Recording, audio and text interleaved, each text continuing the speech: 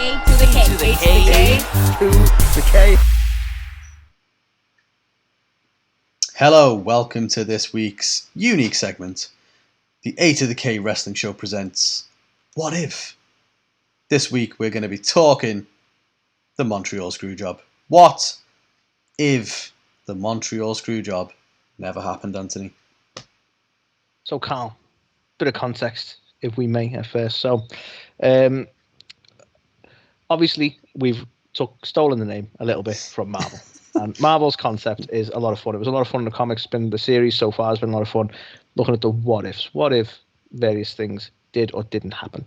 And then we recently, earlier this week, WWE put up a thing about what match in wrestling would you change the result on if you were given the choice. Naturally, Carl, yours was, you would have maybe Bret not getting screwed over.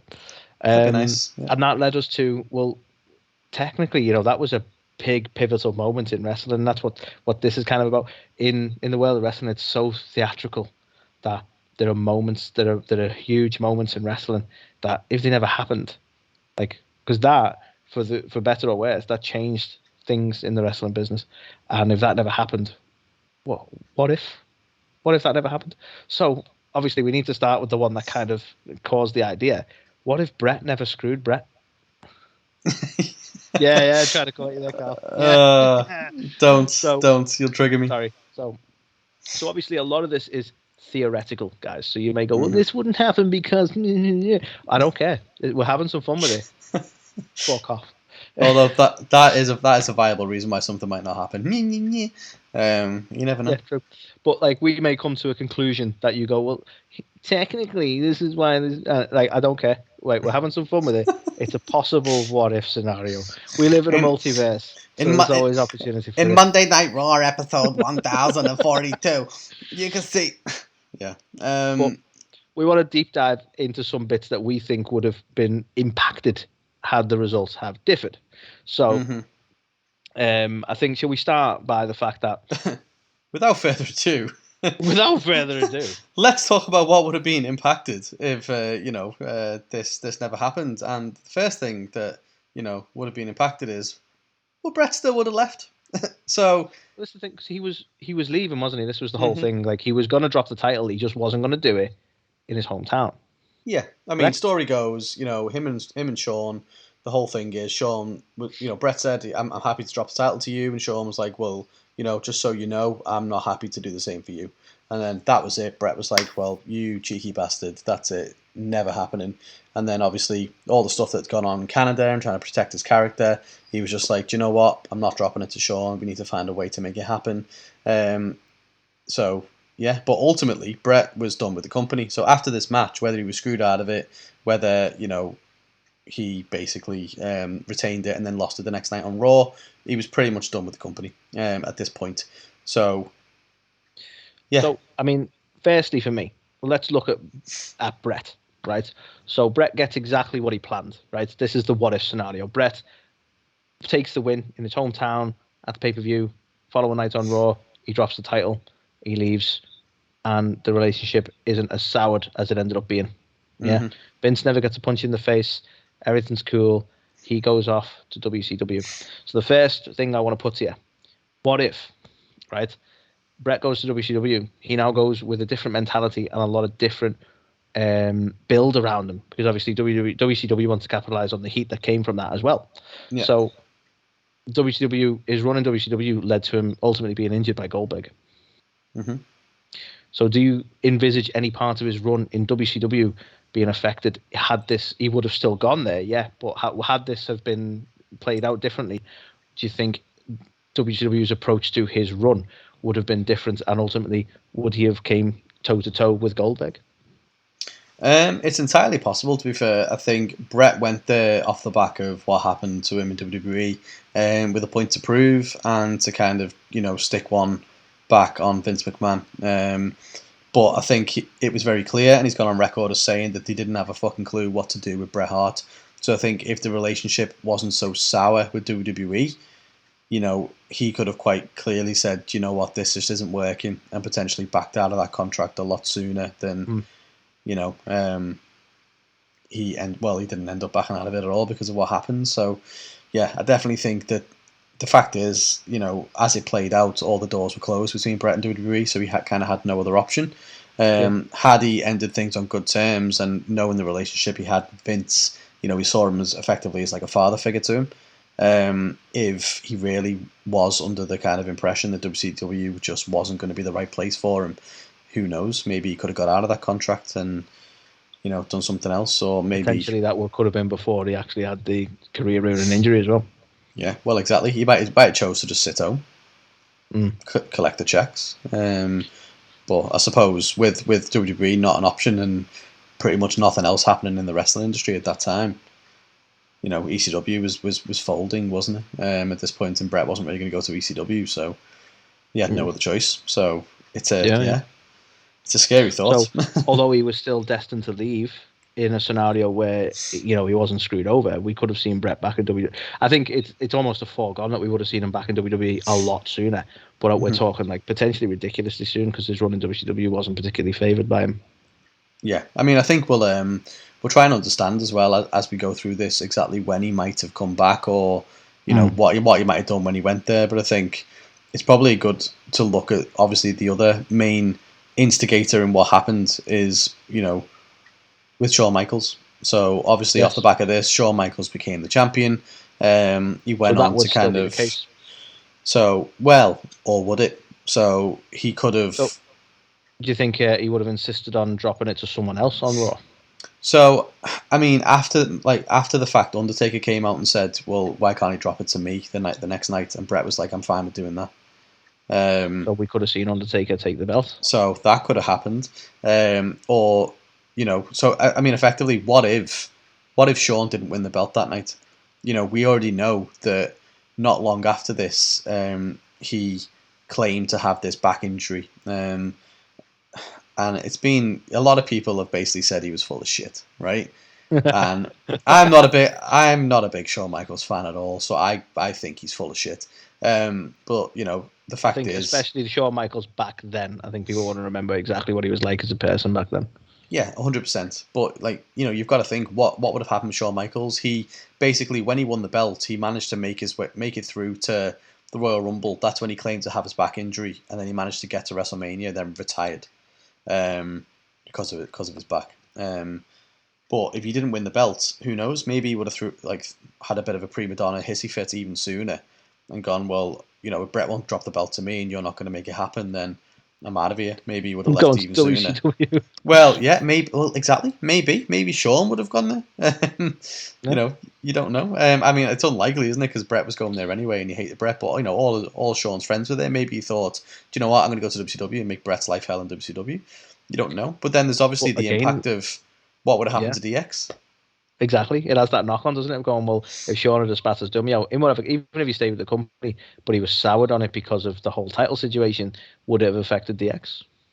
Well, that's it. I mean, as we know, when Shawn basically ended up retiring, Triple H was left on his own, pretty much him and China, and that's when luckily Sean Waltman was available, and they brought him in, and they brought the New Age Outlaws out, brought them into the faction and stuff, and formed the new version of DX. But if this would have happened, months earlier, what was the outcome going to be then? Tyson was instrumental in WWE winning the war over WCW. They got him for the WrestleMania where Shawn basically retired. So, what would have happened? Because initially Tyson sided with DX, and then last minute changed his allegiance to Austin. If Shawn would have left before this, or would have gone on injury or whatever and not made it to WrestleMania, it's unlikely that Tyson would have signed with Undertaker. And then you've kind of got well... I love these domino effects in it because, like you say, it's very realistic that Shawn could have gone on injury sooner had he not have had the title. That even if, like you say, you can speculate as to whether it was true or not. If he never had the need to carry on because of the title, he could have done it sooner, even if it was a genuine injury or not. Yeah. So that's totally crazy as a thought. Well, that's it. That was a massive turning point for WWE. Getting Tyson, getting the media buzz around that, and starting to kind of go into that kind of attitude era. That was huge. A lot of people reckon that that was kind of the birth of the Attitude Era, really, in those moments, wasn't it? Like the DX stuff, and the next bit we'll come on to now, Carl, is obviously a lot of people cite the Vince talking about the Montreal screw job and the infamous line that I paraphrased earlier of Bret screwing Bret. That was the birth of Vince McMahon, the on-screen character, the on-screen authority figure, the on-screen heel. And, you know, in theory, had they not have ended on bad terms, had he have just gone along with it, and, you know, the title was dropped on the following Raw as planned, we would never, I don't know if we'd have eventually got it, because I don't think Vince would have ultimately stayed off TV forever, but we would not necessarily have got the heel character Vince the way we did. Like, it would have dramatically impacted the Vince McMahon. Yeah, you know, I mean, as a character. Before this event, Vince McMahon was known as the commentator. Well, yeah, because he did a lot of commentary. He did some ring announcing. He was on commentary quite a lot, and he was not a big heel kind of guy. Like, this was the birth of McMahon, the authority figure, wasn't it? Absolutely. And I think, you know, this was the catalyst of launching. Obviously, you know, Austin was on his rise to prominence at this point, and it was, you know, the massive feud that we ended up kind of getting, wasn't it, with Austin versus McMahon? Well, this is the funny thing. Austin, obviously, I think you dispute this quite a lot when people say about the King of the Ring was Austin's moment. That's when 316 was born, and you refer back to the double 10 with Bret being the moment that Austin was born, really, which is fair. I mean, both, obviously, it's an iconic promo at King of the Ring, but you're totally right about the 10 with Bret. And the whole, I mean, it's an iconic image, isn't it? The bloodied face of Austin. But him becoming that character, and he needed, really, to work that character, he needed that authority to rebel against. And that's what people were sort of liking it. Like, a lot of people love the character because it's like, wow, what good would it be to be able to say that to your boss? You know, everyone's had that dickhead boss at some point in their life and know exactly what it's like. So everyone could relate to the McMahon character, and Austin being the foil to the McMahon character. And in theory, you know, that may never have come to pass. No. Like, ironically, it was the perfect storm what happened, because effectively, you know, the events of the Screwjob led to WWE creating probably its biggest and most over heel they've ever created, ever, in Mr. McMahon. Yeah, that character going from a nobody, you know, I'm just a commentator guy who, you know, doesn't really do anything, to becoming the biggest on-screen heel character that everybody despised. That was a direct result of the Screwjob. It's almost so perfect that you wonder, like, had Bret not have been so sour on it for years, you'd believe that it was a work. Yeah. I don't think Bret would have held on to a work as long as he did, because people to this day still believe it's a work. But how can it be a work? Like, and Bret, like, literally spent decades having nothing to do with that company. No. Like, that's a hell of a work, that, isn't it? Surely it can't be. Yeah, I mean, if it is, then, you know, we've all been hella worked. But yeah, I can't see it. But, you know, it's this perfect storm of the events, you know, following the Screwjob led to the Mr. McMahon character. It led to kind of DX also taking off even more than it already was anyway. And it led to, obviously, Austin having the perfect foils in those kind of Mr. McMahon and DX and stuff. So it's like, what if that didn't happen? Like, who would Austin have gone up against? Who was Austin's main foil in the company at that time? I imagine they'd have had other wrestlers, you know, trying to play that character who Austin rebels at. Like, they're trying to suppress Austin maybe, and they'd have tried to do it in a different way. But it would never have worked as perfectly as it did with Vince. No. And I'm not saying Austin was a star. He was going to get over. So I'm not saying, like, oh, you know, I'm not trying to go for an extreme what if here. I'm going to, you know, if Bret hadn't been screwed over, we'd never have got Austin. Like, you know, we would have got Austin, but you just, like, that sort of, like you say, that perfect storm, that whole, you know, like, probably one of the biggest heels ever made in Vince McMahon was the perfect like opponent foil. I still think of the iconic moments that's come from their rivalry with the whole hospital scene and stuff like that I think you alluded to the other day, and various bits like that. Like, he was the perfect well, it's not straight man, it's not a comedy, but you know what I mean. They work perfectly together. Yeah, but I mean, even though you're absolutely right, Austin was a superstar in his own right, and he was already over, and he was already going to get over even more. I don't honestly think he would have got to the level he got to without having someone like Vince McMahon. It was literally them two, their feud every week on TV that led to that shift in the ratings. Yeah. People Even wanted to to the see him point- beat up his boss. Would you remember, like, it even got to the point that he reconciled it, and like Vince was trying to get that Austin back for the invasion angle. Remember that? Yeah. But he's like, I need that Austin. So it was so iconic that they even had to try and sort of rehash that for the invasion angle, which was shows you how important it was as a story. Yeah, But, I mean, if you look at that time, I'm really struggling to find top level heels in that company. So if that didn't transpire with Vince, and then him go, well, okay, I'm going to have to explain this in some way. You know, I'll end up putting myself on screen, and you know, he kind of looked out the fact that this Vince, you know, Mr. McMahon character became so over, because if it didn't, who was Austin going to go up against? Like, he could have gone up against Taker, they could have turned him. You know, they had The Rock, yeah, sure, but it was never going to be. I think, and it'd be too difficult to try and talk about where it would have gone because there's so many possibilities. But they would have had to have changed someone else's career path. Yeah. To compensate for Vince, quite clearly. Yeah. Like you say, they've had to pull Triple H or The Rock into the fold and change where they were headed to play the foil for Austin. Yeah, it's such a butterfly effect, but I think even at that time, if you would have brought in The Rock or, you know, especially Triple H, he wasn't even a main event guy at that point. So, you know, if Shawn would have left as well, then there was literally no top heels really that you would get anywhere near the level of traction that you had with the Mr. McMahon character. So, you know, it's a baffling thought in terms of what would have happened with that. So I think the next thing to talk about is probably more of a somber topic, because this is a lot of, you know, unknowns. But obviously something you have to think about is obviously the late Owen Hart. So with Bret obviously moving on to WCW, which he would have done anyway if the Screwjob didn't happen. You know, it's possible that, you know, Jim the Anvil, Owen, Bulldog, who all walked out on WWE after the Screwjob, it's possible that they would have been held in a bit of a higher regard. I think at the time Owen was talked about of having the kind of the game gimmick that ultimately went to Triple H. Yeah, we've heard that rumor before.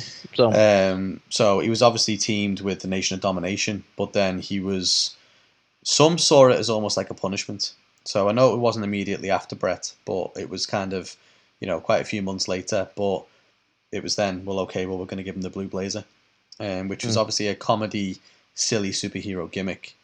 But, you know, and again, it's massive. You know, it's the point of the segment is what if, but if it wasn't so sour, and even though Bret might have moved on, would WWE have kind of... Yeah, could they have held, like you say, the Hart family in a higher regard, and even ultimately, like you say, gave Owen the gimmick of the game?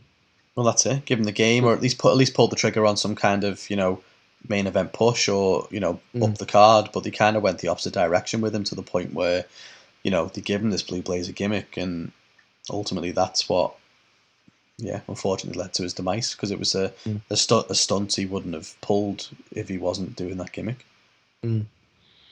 Yeah, crazy one, isn't it? So we won't, obviously that was a real life tragedy, so we won't sort of delve too deep into that. But like you say, you can't sort of avoid the topic of saying, well, that potentially did have an effect on how the rest of them were treated by the company. So like you say, it does have that butterfly effect.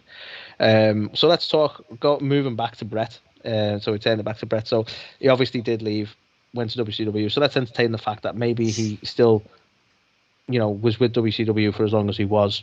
Again, injured or not injured, I don't know. That spider. Gee, sorry guys, don't mean to digress. But let's take a look at this wouldn't have soured him to the company to the point that he wouldn't have gone back for the length. He spent decades away from the company, nothing to do with the company. I think he would have ultimately gone back a lot sooner.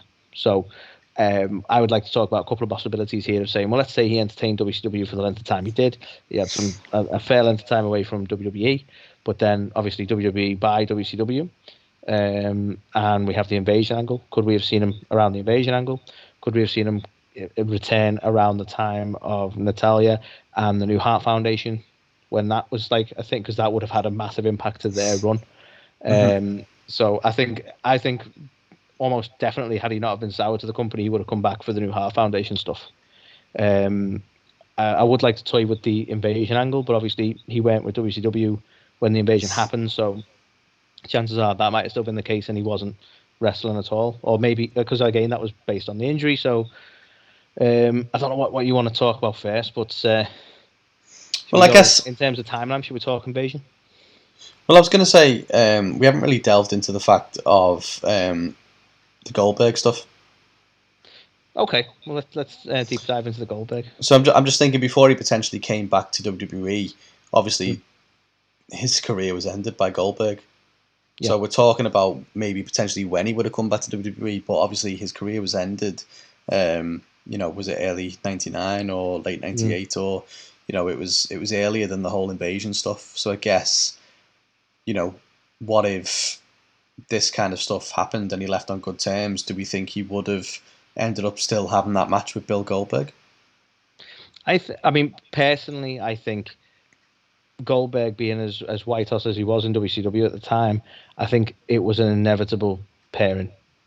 I think they would have always tried to make them have a match together at some point, because Bret was a big deal and Goldberg was a big deal to them. So I feel like that was always going to happen. I like to entertain, like when we're talking what ifs, I like to entertain like what would happen that he have not suffered that injury and could have been here with us longer term. But for me, I don't know how you feel about it, but I think the pairing with Goldberg was always inevitable. Yeah. No, I think you're right. I think, unfortunately, for Bret, that was always going to be the thing that happened. I think unless he managed to get out of there sooner. I think we mentioned before, we touched on, like, he didn't really have the option. So he was kind of stuck there because he had nowhere else to go, really, because he was so soured with WWE. It's possible that he could have worked something out with Bischoff, who he didn't get on with anyway at the time, to basically just release him from his contract, save all the money. Because they were going through financial stuff, especially later in the... well, exactly. He was probably a cost to them that they could have done without as well in some respects. Yeah, so I think, he could have potentially negotiated his way out of the contract before this match. But yeah, just obviously unfortunate the way it did transpire. But I think regardless of what happened, to your point, I think it was a match that was always going to be made. And Goldberg being as reckless as he was at that time, unfortunately, it's something which maybe always would have been the case. Sadly, I think any run in WCW, I think, would have put them in the path of one another. Yeah. So as I say, let's entertain the possibility that didn't happen. So we still have an active roster Bret at the time of the invasion. Do you think Bret would have played a pivotal role? Do you think he would have been one of the people who would have sat at home and sought out his TNT contract? Do you think he would have been someone who's gone, no, I want to be on the show? And do you think he would have been one of these people who betrayed WCW in favor of WWE? There's a realm of possibilities we can discuss here. So firstly, do you think he would have been involved on screen, or do you think he would have, like the likes of Scott Steiner, sat his contract out? Because let's face it, we all probably would be tempted by that idea if you're going to get paid to be at home. If he was on good terms with WWE, he would not have sat out that contract. Not a single chance. He would have been... Imagine the invasion angle with a healthy Bret Hart. My God. That would have been so much better, wouldn't it? I mean, let's face it, if WWE had just bought the fucking contracts and actually had people like the actual big star, no offense to the likes of Booker T and that, who did come and were a reasonably big deal, but they failed to get the likes of Scott Steiner, the likes of Goldberg, that even the NWO came in quite late on, didn't he? Like, there was loads of people that he just did not want to put the money into, and they were just like, well, fuck it then. And it's such a shame because it made the invasion a bit of a damp squib, really. But Bret Hart, I think, would have been, like, I argue probably would have been, like, when they got to the point it was like team WCW versus team WWE, I would argue, would say he'd probably be one of the team leaders. And I always think he might be the candidate to turn on WCW for WWE as well. Oh God, I could see that as well. He was, even though he ended his WWE career as the heel who was only a good guy in Canada and hated everywhere else and stuff like that, I think the ultimate kind of, moment would have been him coming back, turning on WCW and saving the WWE, because obviously WWE was the babyface in this angle. Everyone hated the invasion; they didn't want WCW or ECW on the screen. So by Bret Hart coming back and then kind of doing the right thing by WWE, he would have been instantly back at top level babyface status like he always was. So yeah, I definitely could see that happen. I dare say that would have led to another main event or top title, world title run with WWE. That could have been his in back. I would imagine so. Which I think may have actually hampered Chris Jericho. Very possibly, yeah. Which is a scary thought, isn't it? Obviously, knowing what he went on to go and do and become, but you've also got obviously Shawn Michaels came back not long after this as well, again. So it's kind of like, would they have revisited that and kind of had I think Vince would have loved to, knowing what Vince is like for a story over personal feelings. He would have wanted to make that into a story. Yeah, because he doesn't give a shit. Even if it's about him, he's like, do it. It's good TV. Yeah. So I think he would have pushed for an angle between the two of them as well. Yeah, I think obviously it writes itself, doesn't it? The way that Bret left and stuff, and obviously it wouldn't have been a screw job, but the fact that the match ended in DQ or whatever, and they didn't get the outcome that they wanted, the big payoff would have been that match again. It might have been how many years later. I mean, how many years was it? 97 to 2001, so like 4 years later, we finally got the match that everybody wanted. So, that would have drew huge numbers for them as well. So, yeah. Yeah. So another fun possibility there. So let's sort of, because you can only go so far after Invasion to say, well, he would have done this and this, because the realms of storytelling are immense after that. But let's sort of delve back. He was still injured by Goldberg, career ending injury, sadly, but obviously still not soured with WWE in this scenario. And we saw Natalya coming up to prominence. We saw obviously, I can't remember his real name. I'm going to call him Davey Boy Smith Jr. Apologies, because Harry, and we saw the new Hart Foundation come to sort of prominence in WWE. Obviously, in I want to say late 2010ish. But Bret, while still injured, could have actually been heavily involved as an on-screen manager or leader of this faction. So do you think this would have been the case, and what impact could it had on their run? Because they had quite a good run, to be fair, with this angle. Yeah, I think if he couldn't go in the ring anymore, it would have made sense to bring him back in any kind of capacity, whether it was some kind of commissioner. Like, people shit on Bret for his promo skills, or say like his personality, whatever held him back. I think that's a load of crap. I think he was really good actually on the mic. He wasn't obviously top tier. I think he himself knows he probably rates himself about a 7 on the mic, but he was good. He was a damn sight better than a lot of the talent today. So he definitely could have come back and done a job. Definitely for like a commissioner role, he would have been, I think, dare say, perfect for that kind of thing. To be honest, you don't need to be a massively great talker, but he'd have had the chops to be that authority role, really. Yeah, I mean, he would have been very kind of William Regal-esque, I think, in that sense, where he just kind of he wants to do the right thing and put on the best matches, and you respect him and he's got the authority. That's what you want. He wouldn't have been like a bad shithouse kind of he bad shithouse. He wouldn't have been a bad shithouse heel kind of authority figure, would he? But he would have been in there just making matches and doing his thing. So absolutely could have saw that. But yeah, for the new Hart Foundation or the Hart Dynasty, wherever they were going by, I think absolutely he could have come in and done something for that. It would have cemented Tyson and Harry as kind of megastars, really, by having him associated with them there as well. Similar to like what Sting is doing for Darby now.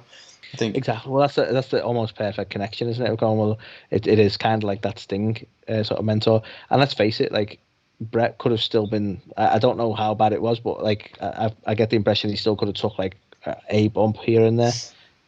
Like he could have had a full-on match, but like when he came back to WWE, like decades later, he was sort of involved in matches without truly being involved, wasn't he? So they could have wrote a lot of clever stuff there. He had that one match with Vince McMahon, which was pretty awful, to be fair. But Well, it kind of had to be, didn't it? But well, yeah, but he made it through, and I think he was in a Survivor Series match as well, wasn't he? Where he didn't do too much, but yeah, he was sort of there, but yeah, never got involved too heavily.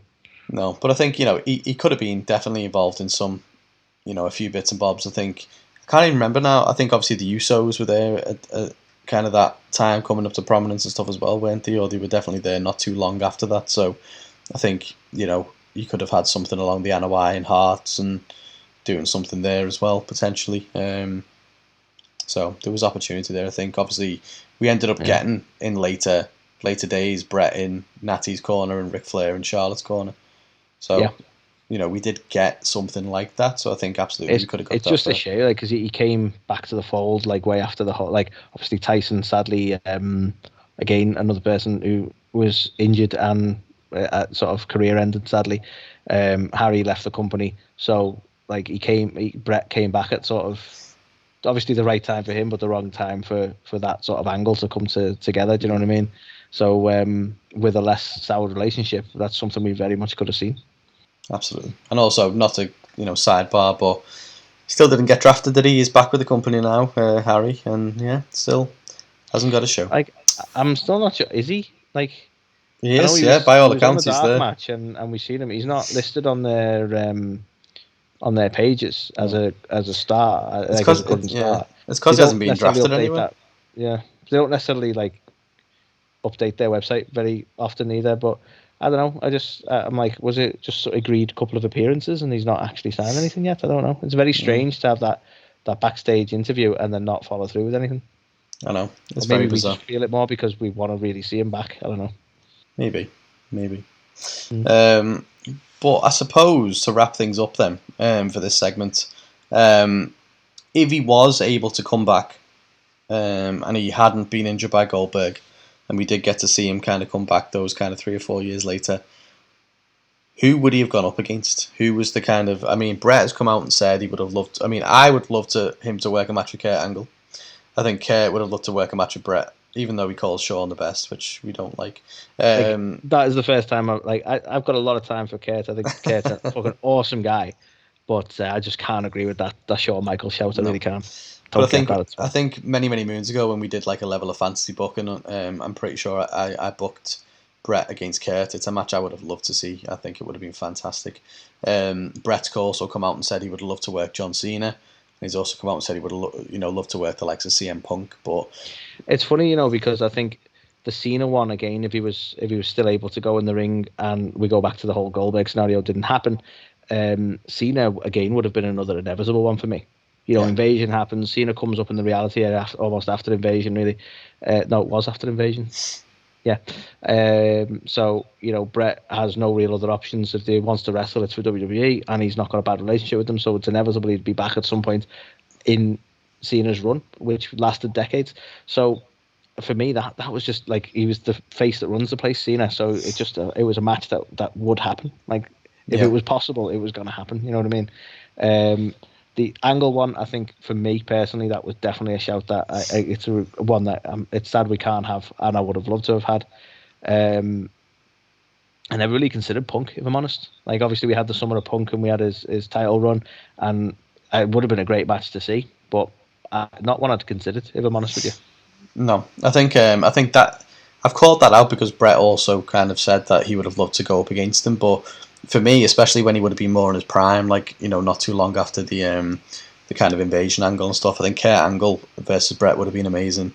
You had the likes of Benoit, you had the likes of Jericho at them times as well, where that would have been awesome to see. But yeah, obviously we could have had him up against The Rock a lot more, as The Rock as well, which could have been huge. Yeah, because I'm right in saying it's often thought that they never actually got a match, but there is a match, but not The Rock. The Rock in his prominence, it was quite early days. Yeah, it was Rocky Maivia times, but it would have been amazing to see a much more mature kind of main event, Rock versus Bret. We could have had Austin again potentially. I know we ended up hanging up his boots after that. Mania. Revisit Austin Hart. Yeah, I mean, Austin wasn't really around too much longer than the Invasion, but we definitely could have got another match out of it. I feel like the Invasion would have been the perfect place to redo that. Yeah, and selfishly, I would have loved to see Bret Hart versus Kurt Hennig in 2002 when Mr. Perfect came back at the Royal Rumble. Bret was there. Who would you have rooted for though? I don't fucking know.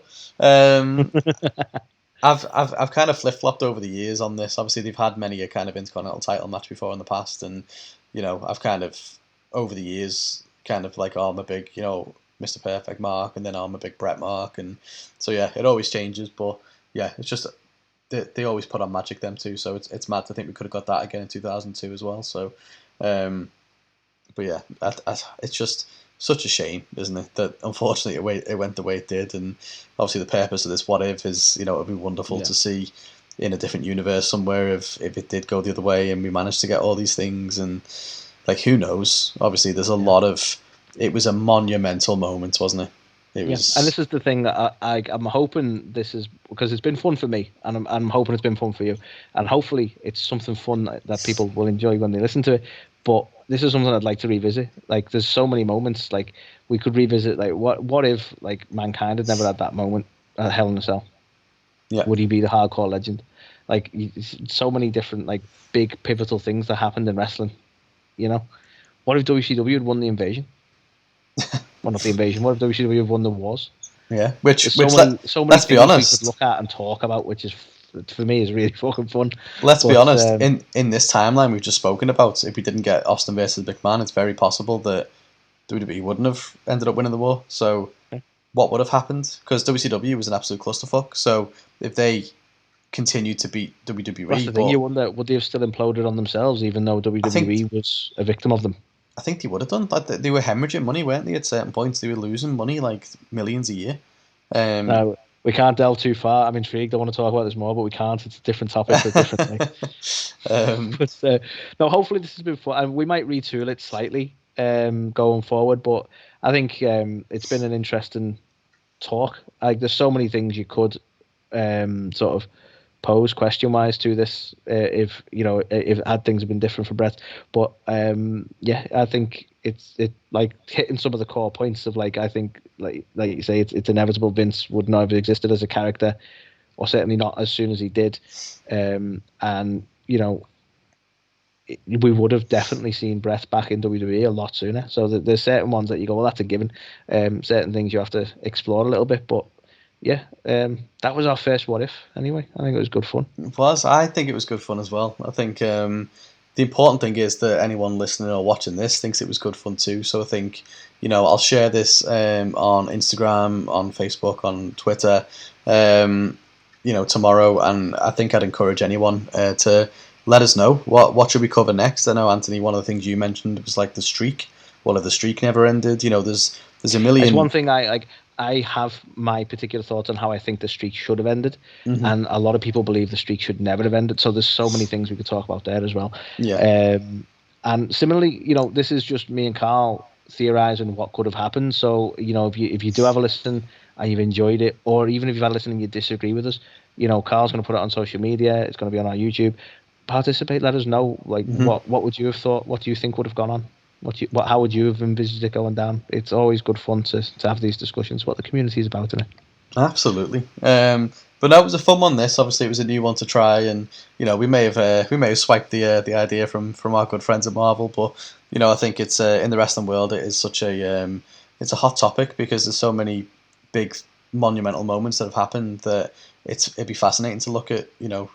If they would have went the other way. So, yeah, let us know what else you want us to cover, whether you've got any thoughts or feedback or difference of opinion on the stuff we covered for the Screwjob. But yeah, it's another week of the A2theK Wrestling Show.